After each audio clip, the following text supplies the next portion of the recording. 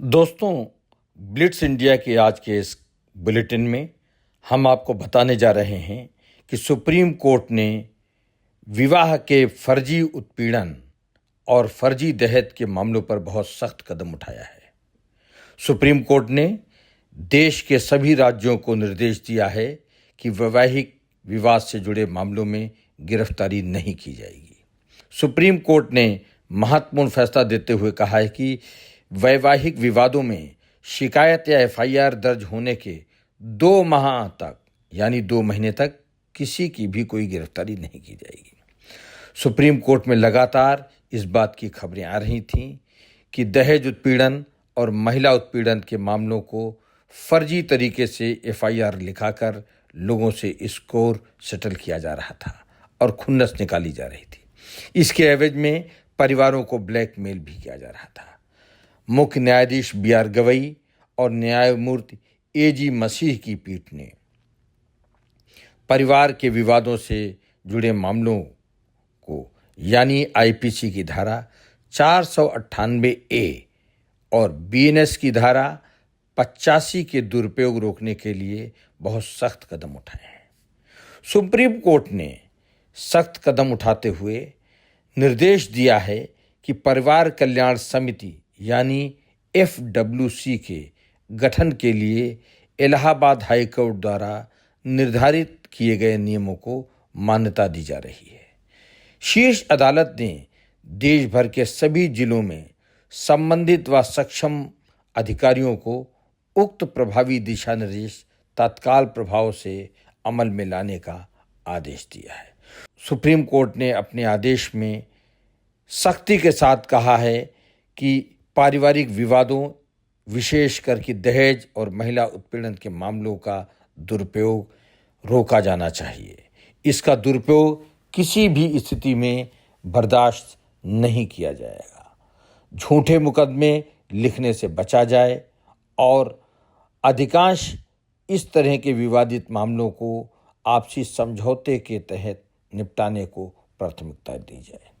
Supreme court ने कहा कि यदि परिवार कल्याण समिति यानी एफडब्ल्यूसी फैमिली वेलफेयर कमेटी के प्रयासों से जब पक्षों के बीच समझौता हो जाता है तो जिला जज और सेशन जज और इनको द्वारा या जिले में नामित किए गए अन्य वरिष्ठ किसी न्यायिक अधिकारी आपराधिक मामले को बंद करने सहित कार्यवाही का निपटारा करने के लिए स्वतंत्र होंगे। यानी सुप्रीम कोर्ट ने अब साफ कर दिया है कि यदि पारिवारिक विवाद या वैवाहिक विवाद का कोई मामला डिस्ट्रिक्ट कोर्ट के सामने आता है और फैमिली वेलफेयर कमेटी इस मामले को निपटा देती है तो जिले के वरिष्ठ न्यायिक अधिकारी जो इस मामले को देखते हैं उनको इस मामले से जुड़े आपराधिक मामले को बंद करने की कार्रवाई करनी चाहिए। सुप्रीम कोर्ट ने पीठ में कहा है कि झूठा मुकदमा अक्सर लिखाया जाता है पति और उसके परिवार वालों को फंसाने के लिए, लेकिन इसकी विधिवत जांच किए बगैर इस तरीके के मुकदमे लिख दिए जाते हैं और महिला के पति और उसके पिता को लंबे समय तक जेल में रहना पड़ता है। इसलिए सुप्रीम कोर्ट ने इलाहाबाद हाई कोर्ट के एक फैसले को अमल में लाते हुए उस फैसले पर गौर करते हुए आईपीसी की धारा 498 यानी दहेज उत्पीड़न, 307 यानी हत्या का प्रयास और 376 यानी दुष्कर्म के तहत गंभीर आरोपों के मामले दर्ज कर लिए जाते थे और उसके तहत पीड़ित परिवार को लंबे समय तक जेल के अंदर रहना पड़ता था। झूठे मुकदमे के कारण पति और ससुर को भी जेल जाना पड़ता था। इलाहाबाद हाई कोर्ट ने इस संबंध में बहुत ही गंभीर फैसला लेते हुए कुछ दिशा निर्देश जारी किए थे। इन दिशा निर्देशों में कहा गया था कि शिकायत या एफआईआर दर्ज होने के 2 माह तक कूलिंग अवधि इसको कहा जाएगा। किसी भी आरोपी को न तो गिरफ्तार किया जाएगा और न ही कोई पुलिस की कार्रवाई की जाएगी।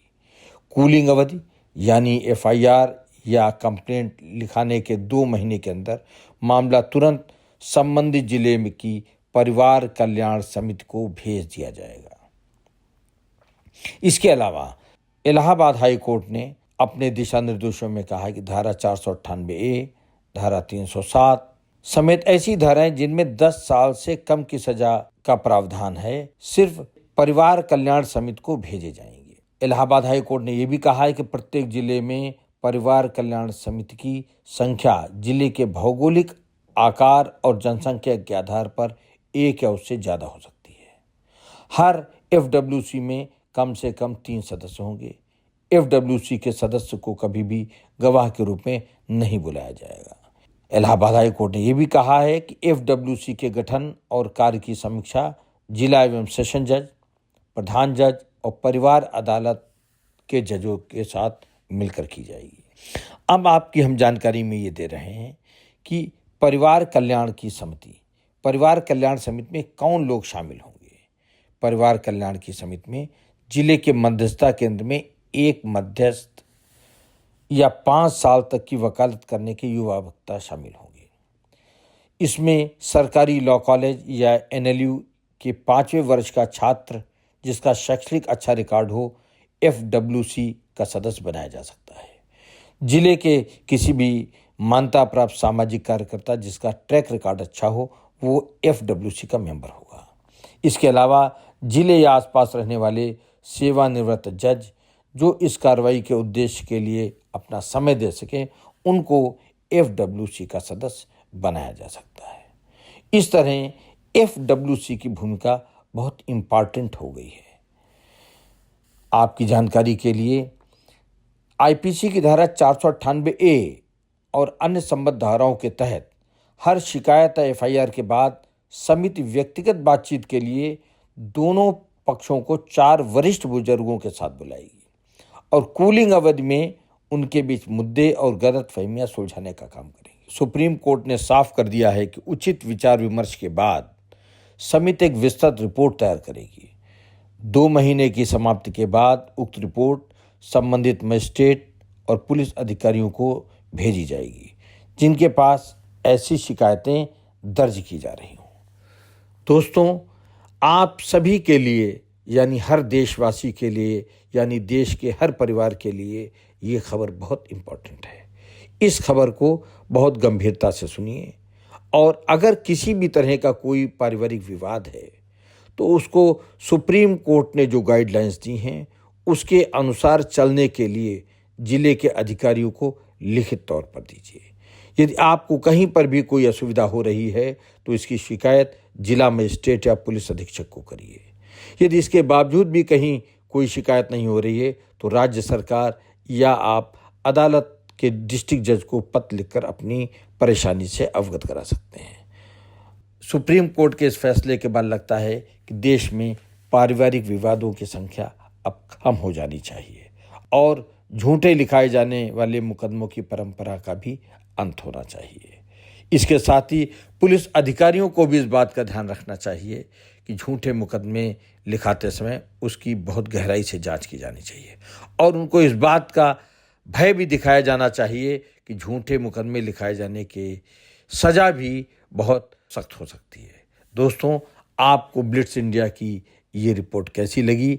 आप अपने विचारों को हम तक ज़रूर पहुंचाएं और कमेंट बॉक्स में अपने विचार हमको ज़रूर लिख के भेजें। ब्लिट्स इंडिया की इस खास रिपोर्ट सुनने के लिए आपका बहुत बहुत धन्यवाद।